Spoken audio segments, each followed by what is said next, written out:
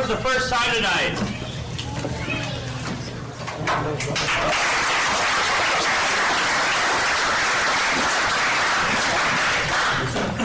Thank you for attending the Racing for Recovery Support Group meeting. We are focused on maintaining a drug-free and healthy lifestyle. Since 2001, our open forum meetings welcome parents, adolescents, recovering individuals, and anyone who supports our mission. Your suggestions, comments, or ideas are welcome to make the meetings the best they can be.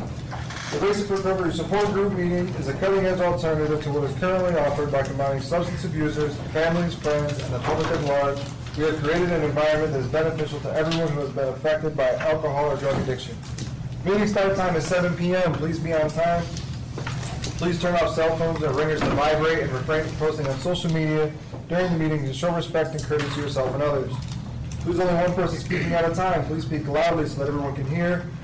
Proof of attendance is gladly provided. Turn your paperwork prior to the meeting. You can pick it up at the end of the meeting. Honesty is required. Feel free to openly share your comments and points of views on how alcohol and drug addiction has impacted your life.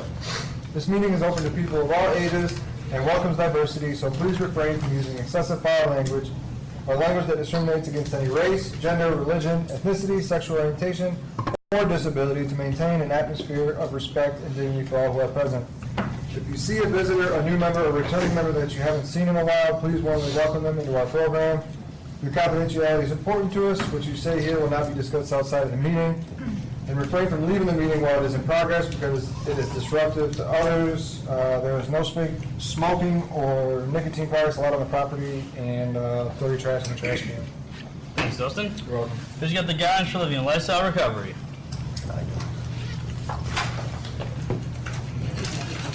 Guidelines for living a lifestyle of recovery.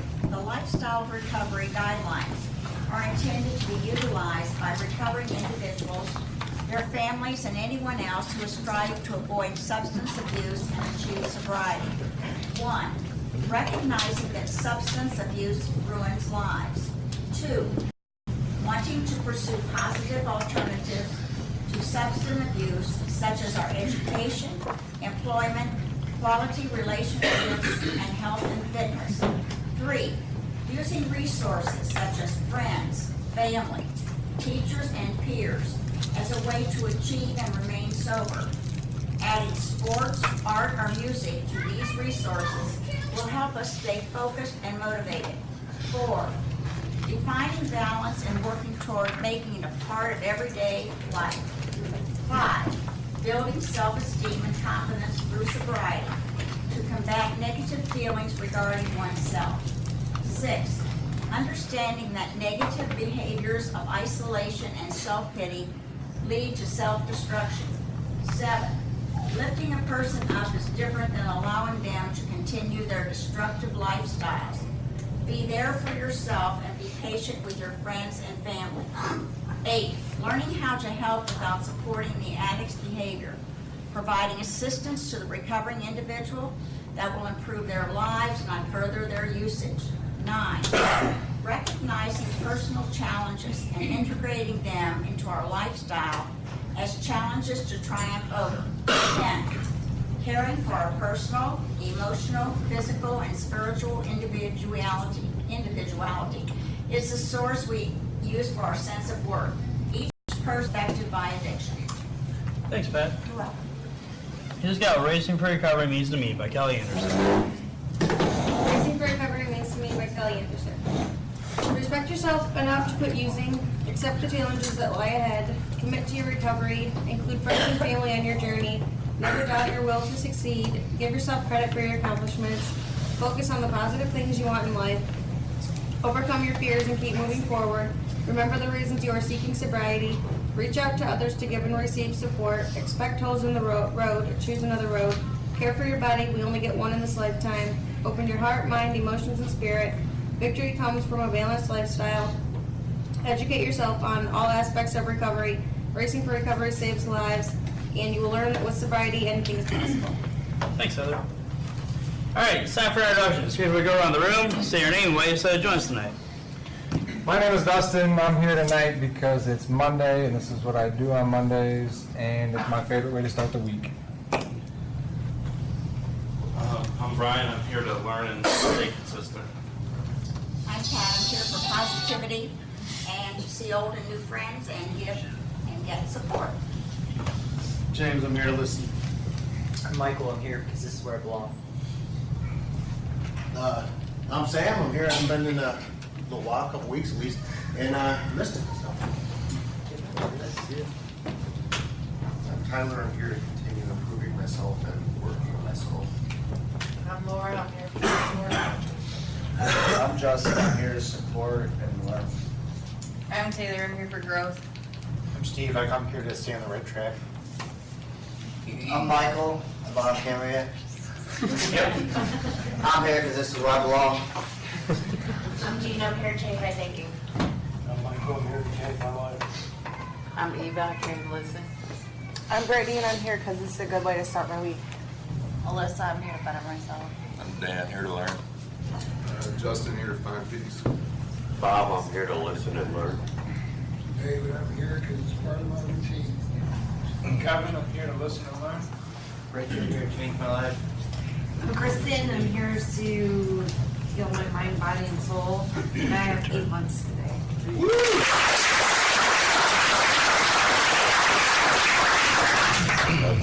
I'm Eugene, I'm here to stay sober. Scott, I'm here to stay focused. I'm Christy, I'm here for balance.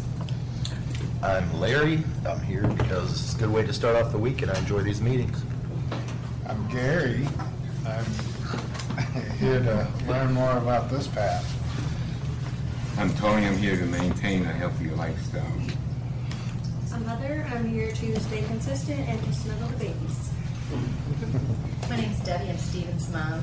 I'm here to get back. I'm Gary, Steve's dad. Here to give back all the wonderful things that racing's done for our family. I'm Troy. I'm here because it seems to be working for me and nothing else did. I'm Tim. I come here because this place works for me and I feel a lot better when I leave. I'm Samantha, and I'm here to continue learning. I'm Adam. I'm here to listen and learn. I'm Mike. I'm here so grateful to Racing for Recovery for allowing me to wake up sober with a positive mind and go to bed the same way. I'm Patrick and this is part of my Monday routine. I'm Eric and I come here for a lot of reasons, but tonight it's because there's a lot of good stuff in this book. I'm AJ. I'm here to maintain my drive and motivation toward self-betterment. Hi, my name is Elena, and I'm here for healing. My name is Josh. I come here to continue to grow as a person. I'm Brittany and I'm here for patience, support, and to get things. I'm Justin. I'm here for the positivity because there's always something to get from these meetings. I'm Shelby, I'm here to stay consistent with positivity. I'm Des, and I'm here to learn balance. I'm Randall. I come to these meetings to stay humble and learn something great out of the book. I'm Levi and I'm here because I'm very grateful. I'm Zach and I'm here to move forward. I'm Candy, and I'm also very grateful. I'm Allie, and I'm here because I'm worth it. I'm Jessica, and I'm here because this place keeps me clean and sober. I'm Christian, here to continue bettering myself. I'm Chelsea, and I'm here for the support. I'm Matt. I'm here for the positivity and to stay sober. I'm Teresa, I'm here to start my week off right and to continue the positivity I've been having the past couple days. I'm Jeff. I come for hope and inspiration. I'm Randy and I'm here to listen and learn. I'm Brittany, and I'm here to keep getting better. I'm Candace and I'm here to start my week on a positive note. I'm Bill and I need some help figuring it out. I'm Joe, and I'm here to remain teachable. And I'm Steven. I'm here because, like every other Monday, I drink coffee with Dustin beforehand and get really anxious before the meeting every single time, and it doesn't change. And you think I've learned by now, but it's what happens every Monday. I love it. So let's get started. Who's got the answer by Donald D. Carr? The answer by Donald D. Carr. Running from the misery, trying to escape the pain. As I approach the light of hope that lies before me, each step overwhelms me, yet every breath sears my throat. My body rebels against me. My memories torment. Agony has become my closest companion. My demons mock me as I dangle helplessly, above the abyss of alcohol and drug use. Voices all sound the same, criticizing, accusing, blaming me for what has happened. They don't understand, they don't care who I am. I'm a human being full of thoughts and feelings. I'm worth saving, just show me the way. At last, I reach the light of the promise. There stands the answer, open arms, understanding smiles, looks of trust. And so begins Racing for Recovery. Thanks, sir. All right, announcements. Something going on with volleyball teams. What did you say, Heather? I guess the teams are changing, so we'll post them in the morning, so just double check when you come for group or whatever, to see what time you'll play tomorrow night. Cool. Yeah, that's exactly what I was trying to say. Yeah. Thank you. Other than that, how'd softball do? Anybody? We suck. Whoa, hang on. That's wait. The guys team doesn't. We did well. We played well. We had fun, and yes, the guys team. I think we split, right? We split 1-1. So I think next week for us is our last week before the tournament. Is that the same for you guys? It's all about having fun. I do have fun. It is a lot of fun. Then you won. All right. Other than that, there's The Halloween party committee meeting or help out meeting, whatever, idea meeting is going to be Wednesday, right from 6 to 7, so right before the other meeting. And Wednesday, 6 to 7.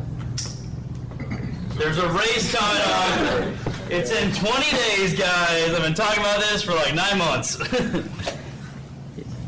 got a date for that, the Halloween party thing? Yeah, the Halloween party is right after the race, right? At the 26th at night. Oh, the 26th at night.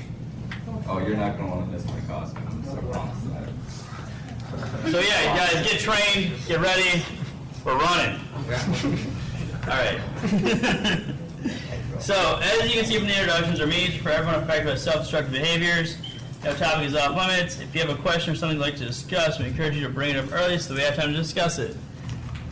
With that being said, does anyone want to talk about anything before we start in the book? Anything good? Anything bad? Larry? I was thinking I might be doing something wrong because I'm just wondering how long it takes to learn balance. Ask those. I don't know. It takes a long time. I'm sorry, I just had to get that out there. I love this. Is that an Uncle Larry joke? Yeah, it was pretty dull, I guess. Probably won't say anything else now. I respect it, thank you. All right, with that being said, we're on page 57. I tell my clients that I have nothing but respect. Kristen.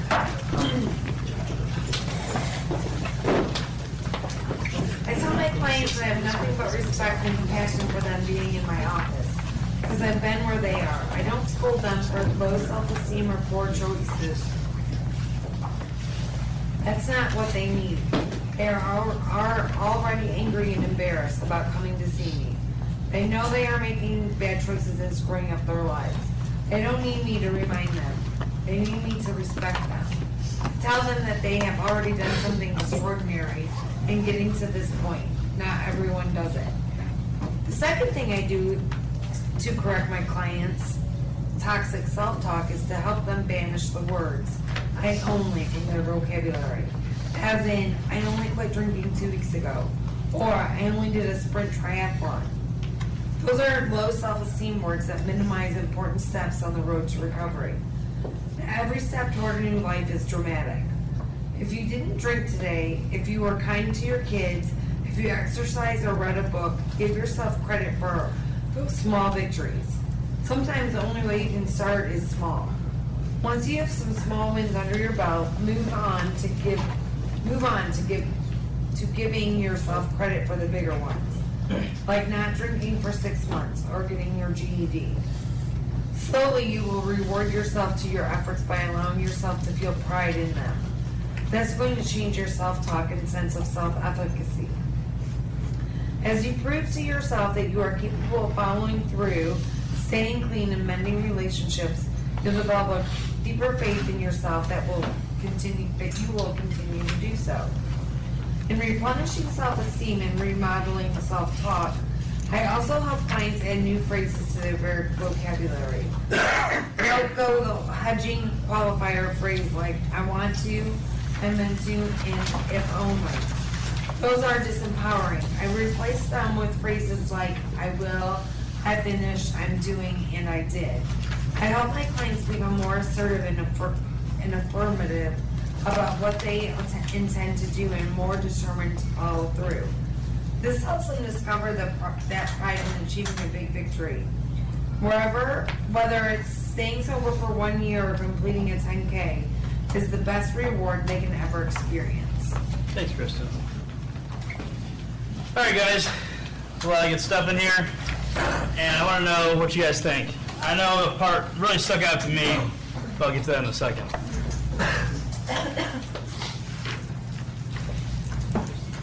Kristen.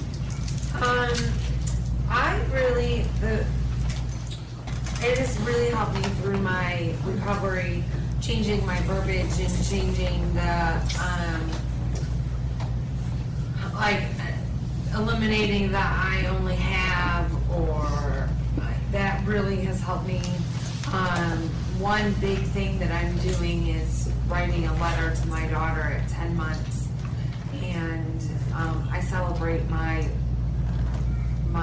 sobriety date because of that, because it's each month is 1 month closer, and I know that she's gonna get the letter and it's gonna change our lives, and that positive thinking and positive self-talk has helped tremendously. That was awesome. Thanks, Kristen. Levi. I kind of related it to, if somebody can understand this or like relates that if I wanted to say, so if I think about this, like, you know, when you have those, you have a conversation with somebody, and then you're like, man, I wish I would have said, this is how I see it. If I would, you know, you have a conversation that's like deep or important, and you're like, man, I wish I would have said something. I feel that way about myself. Like in the mornings, I have my positive self-talk, and like if I don't say that to myself, like I think like, well, I didn't say that to myself this morning. It throws me off if I don't. Like, I know that I know how to talk to myself. I know how to speak, you know, and I know that that's good for me. That's how I think about it. Yeah. Thanks, Levi. AJ? So, the way I see this, like this, what we just read about, for me, it's been like, it's just like a steady mind state. It's one thing when someone else tells me, you only, or you can, or you haven't, you know, because then I get in my mind, well, I'm going to prove them wrong. I want to prove them wrong. But then that's looking at it that way, it's like, that's what I'm telling myself, right? And what I tell myself is the most powerful thing.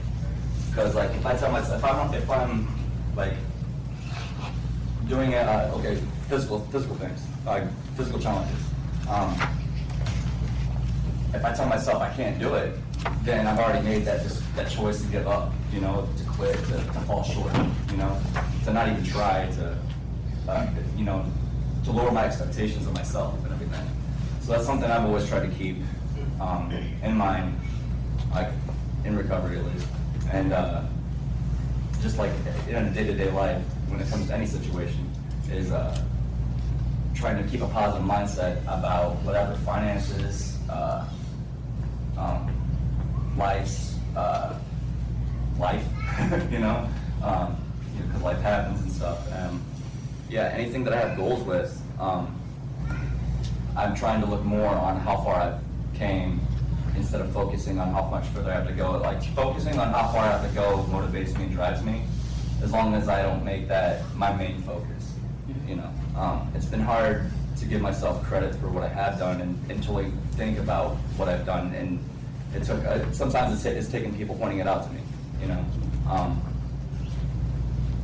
But in that breath, like, I guess like I said in the beginning, just like the things that I say to myself are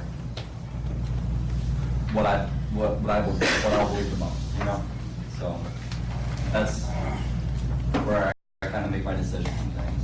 So, mindset.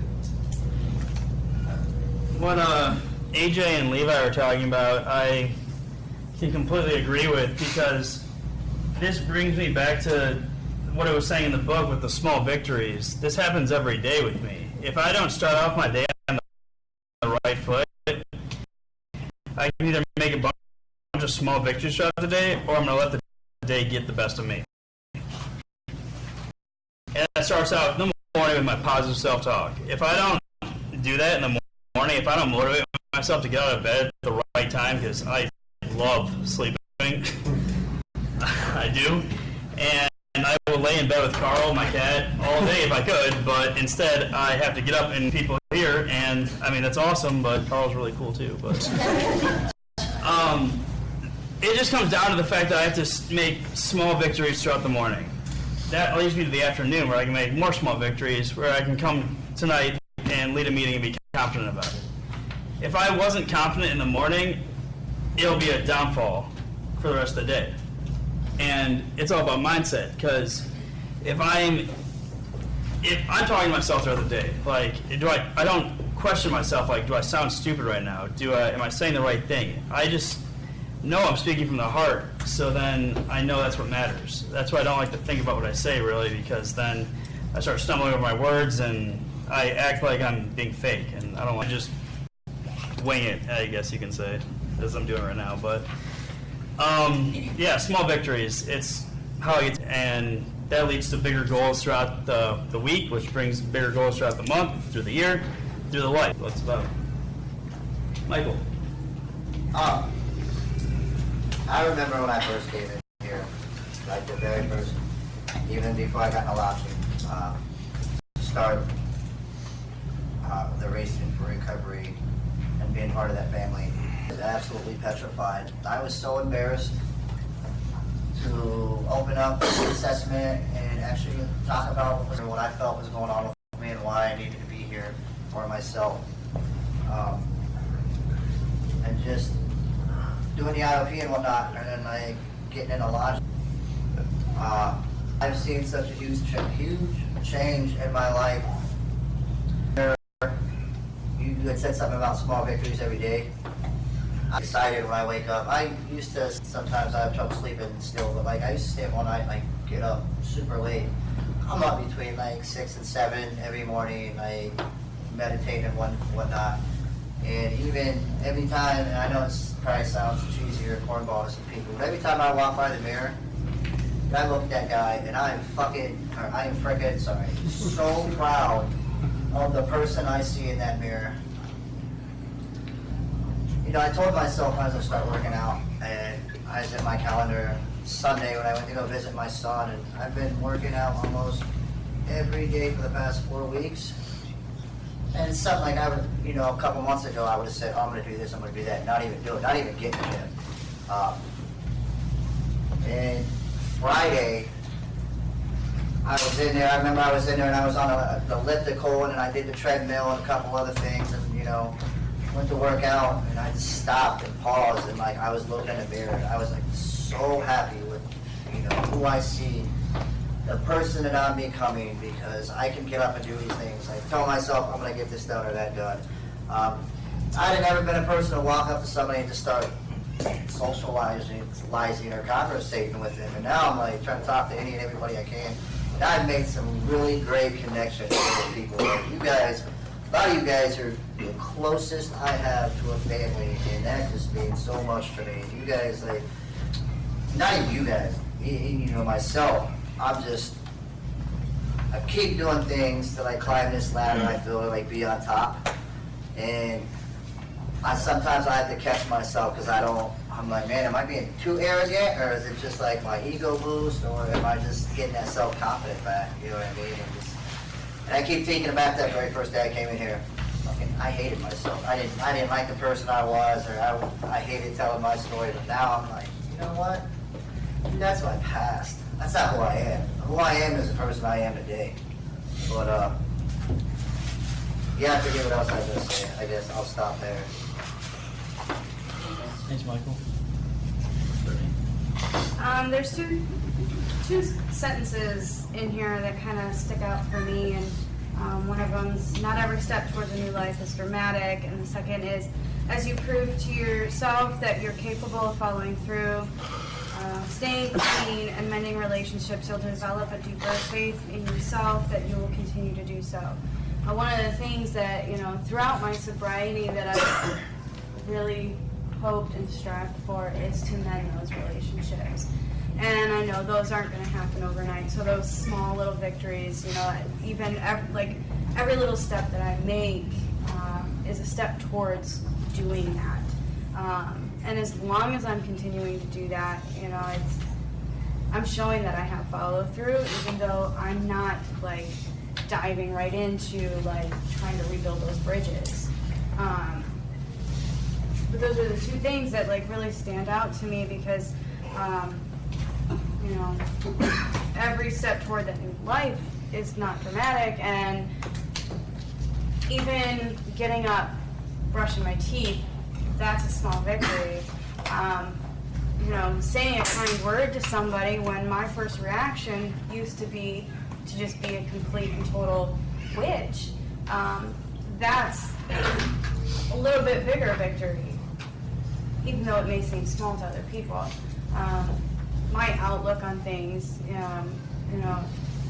it may not be dramatic to everybody else, but it's dramatic for me. So you've been saying that even the small things, they're not dramatic. They can be to, ourselves, depending on who the person we were and how we saw ourselves. Just that positivity alone can be a dramatic change. Randall. Yeah, the last two paragraphs were something that I highlighted in my book, and when we reread this book, I go back and see the stuff I either starred or I kind of parentheses on the side of the page, oh, this is a good section, and it made me think that this, it's saying the first paragraph was about small victories, and it's what I do to feel good when I first wake up is my routine of getting ready and eating a breakfast and taking a shower. If I don't do that stuff, I'm not gonna feel the same. I'm not gonna feel good about myself. Brushing my teeth, flossing, combing my hair or something. I need that. It just makes me feel good about myself. And then it talks about the I want to and the positive self-talk. And my mom got me this book, and it's called The Secret. It's on Netflix. It's about the law of attraction, and which is something I'm super interested in. And it pretty much says if you have a positive mindset and talk to yourself positive, in a positive way, positive things are going to happen to you. They're going to, everything's based on how you act throughout the day. That's how your day is going to react to you. So if I'm acting negative, I'm going to have negative things come my way. I'm going to be around negative people. And when I was in my addiction, I was always negative, and negative things would happen to me. And now today it's okay, I'm trying to be more positive. I'm trying to do all this positive stuff. And you really do see the benefit of having a positive mindset, a positive attitude. Even when because of course bad things are gonna happen, but if you can see the bright side of stuff and not dwell on the negative or the bad, that it makes makes life a little bit easier. So that's all I got. Thanks, Randall. I like to think that, I don't know, this is corny, but when you're in your mind, you can either water the good thoughts or the bad thoughts. And whatever thoughts you water or take care of is what's going to grow. And it's kind of corny, but it's really relatable because I can either feed into all the negative stuff and let my mind grow negative and overwhelmed by everything going around me, or I can show gratitude. I can positive self-talk. I can be nice to someone else. I can do something nice for myself or someone else. There's so many things I can do to try to spin something. If I'm having a bad day, I can spin it around. It's all about your focus on that. There's a really good TED Talk out there with Dondi Pandi, is his name. He's a monk, and he's talking about awareness. And you can either shift your awareness to the positive part of the brain or the negative part of the brain, or the sad or the angry. You can shift focus on that. And it sounds a little bizarre, but if you focus on the positive, you're going to be more positive. You kind of have to brainwash yourself in a way, but there's so many things brainwashing us in our lives anyhow, like the media or the news or advertisements. Brainwash yourself with something good. Read a good book. Listen to some positive music. Listen to some motivational stuff before you hit the gym. Whatever you're into. I don't care what it is. Eat some good food. Take care of yourself. I don't know. That's basically my rant on positivity right now, but it's true. I don't always practice it. I'm human. I make mistakes. I still mess up sometimes, but the basis of it is I know when I'm putting positive stuff into my life, into my mind, into my body, it's going to be more positive overall. It has to be. It's going to break eventually. If you keep doing positive, the scales are going to start tipping positive, and things are going to go well.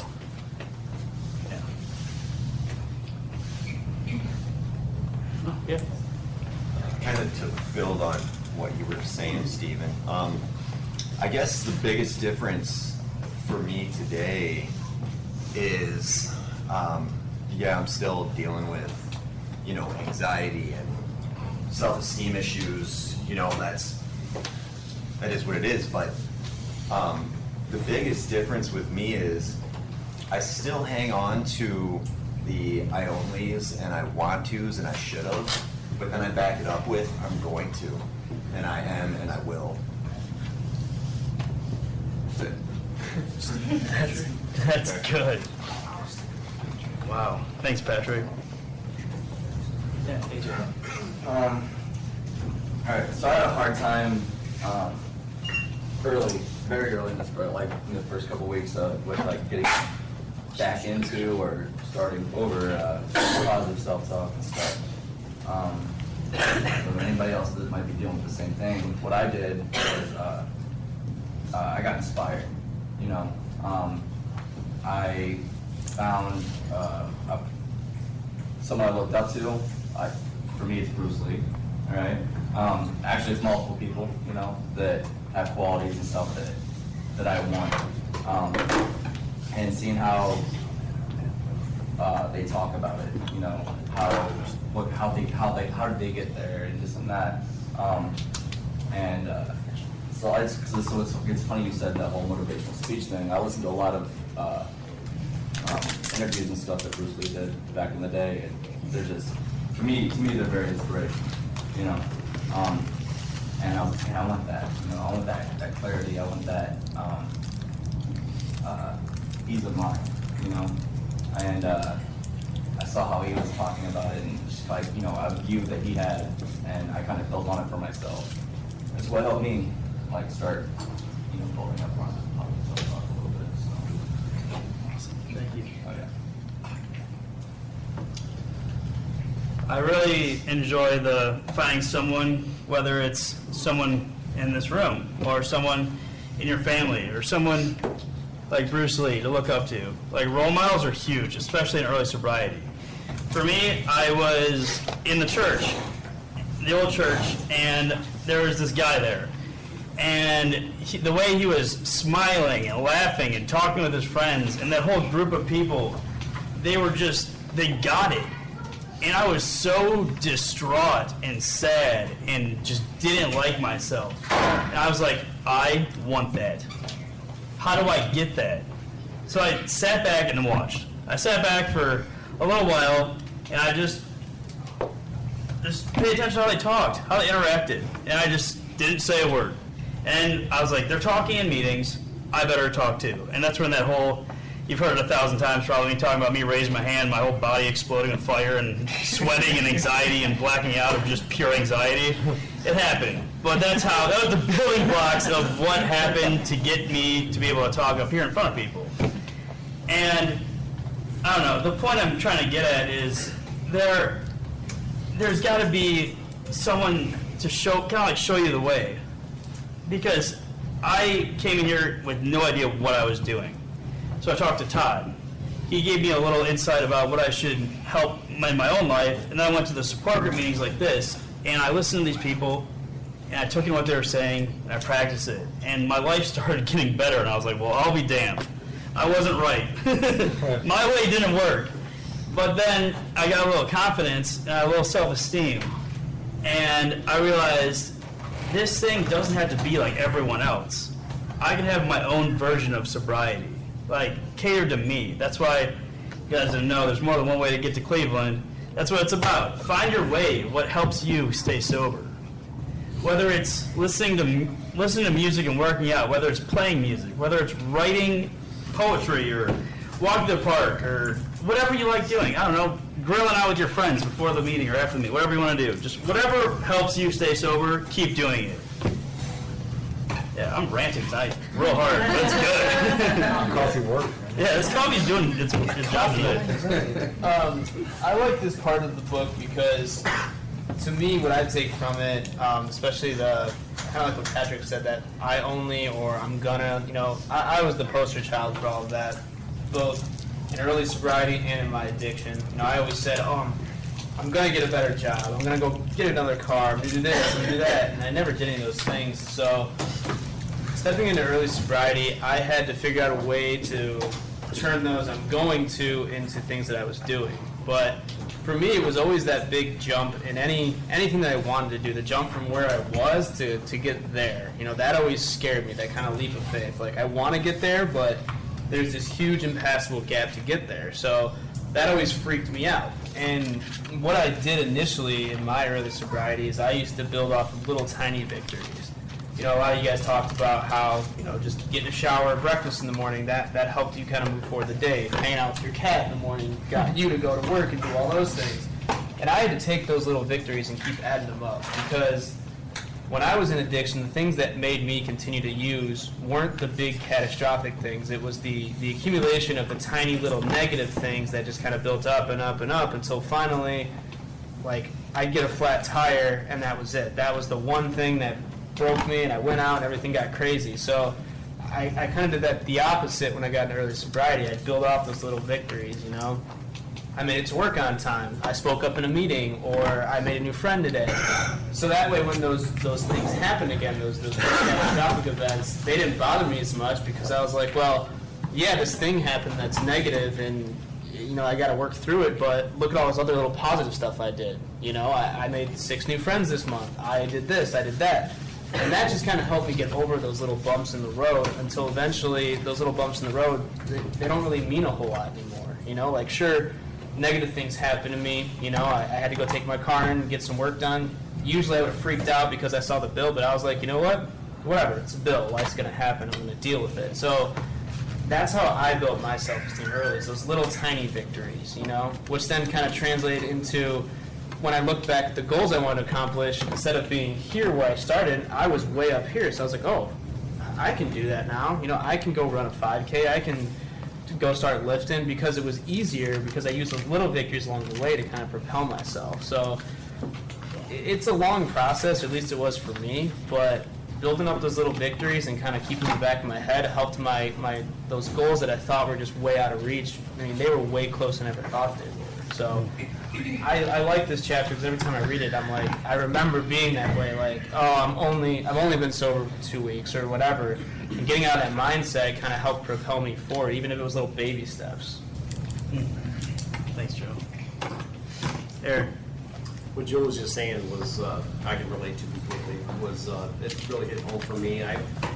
When I came in here, I hated myself. So I didn't know how to do, I didn't know how to talk to myself in a positive manner, and last of which, I didn't even want to hear what I had to say. So it wasn't, I didn't trust myself. All I had done for most of my life leading up to that was lie to myself or let myself down. So it wasn't, my own words to me were about the last thing I wanted to hear. So one of the biggest things that had to change for me, which I couldn't plug in the positive self-talk right away. I just didn't know how to do it. I didn't know what it was going to sound like and whether it would be real or not. So I had to, the small victories had to be, I wanted to try on something that was different for me, that put me uncomfortable. Something along the way, I had to push myself beyond where I would normally have quit.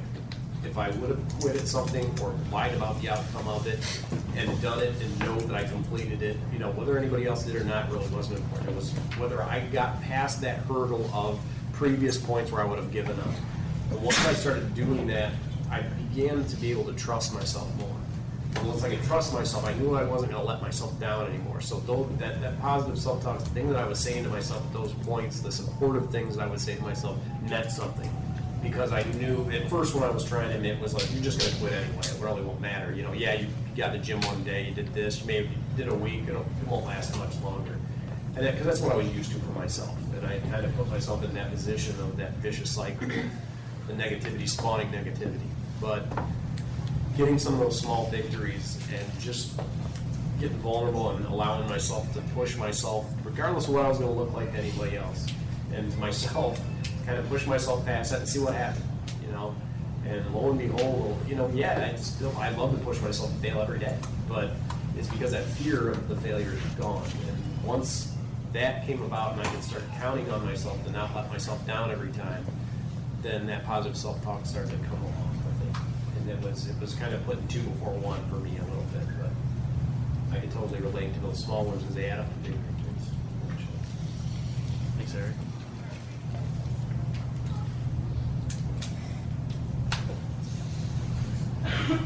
Go for it. You guys gotta play rock, paper, scissors over it there. I guess this relates kind of what you're saying, like picking negative or positive side to focus on. But I noticed one, a big one for me, or big word that I changed, that I've actually been doing. Like I feel like I knew about the positive self-talk, but I wasn't applying it. That's what I like about here. Like everyone's more about applying it. Like you know it, now use it. But going from sacrifice to investment was a big one for me. Instead of, I said sacrifice a lot, I would call it a sacrifice. And then I changed it now to an investment. And like just the feeling that comes with, saying that, it's a lot better.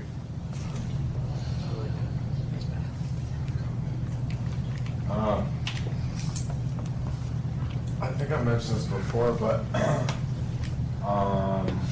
an example I think that everybody, that for me is when I'm going to have I'm having trouble talking about it, I'm sorry. That's all right. Yeah. The positive self-talk works. It works. So before I would go in to have any conversation or an important meeting or coming into here or going into my one-on-ones, like anytime before that, if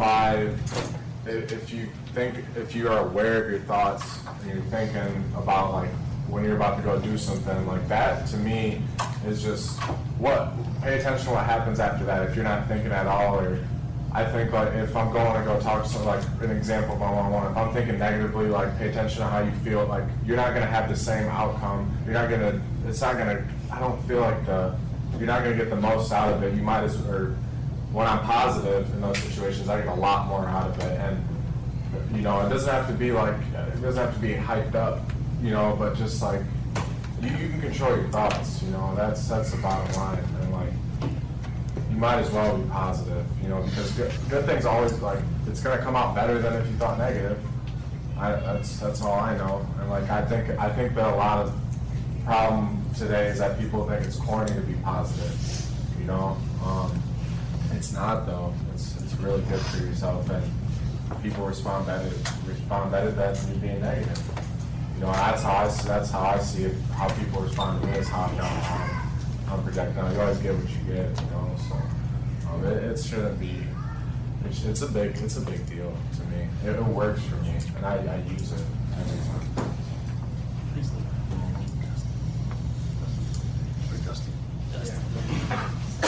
Dusty? Okay. So like, I always like, it's kind of like, applies to the quote, or like a lot of, you know, that Rome wasn't built in a day.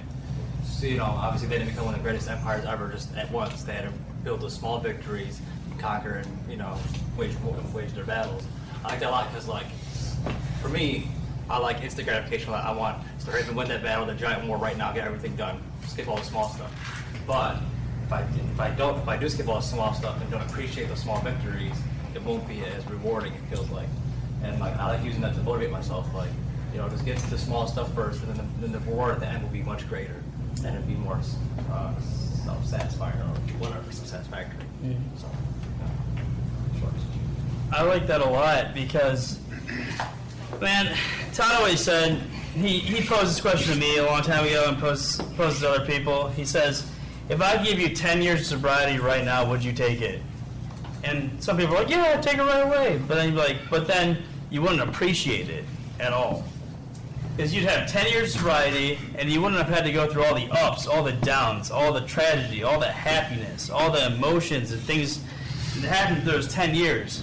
You wouldn't appreciate it at all. At all. And I've learned so much through my time in recovery because I've gone through a lot of ups and a lot of downs. And it's taught me more about myself than I've ever had learned throughout my entire life. I feel like one day I just woke up like 4 years ago and things haven't been the same. Like, I was just like born 4 years ago and everything before was just nonsense. Like, I swear to God, it's the weirdest thing I have going on in my head because that's when I started living. My whole life before was autopilot. I just tried to skate by everything. Why did I go to college for business? Because it was supposed to be the easiest degree. I still messed it up. You know why? Because I was partying. Because I was just skating by. And I realized once I started caring about what I was doing, caring about myself, things started just falling into place. In 7th grade, my best friend said to me, he said, Steven, you're not Superman. You can't save the world. And that stuck with me.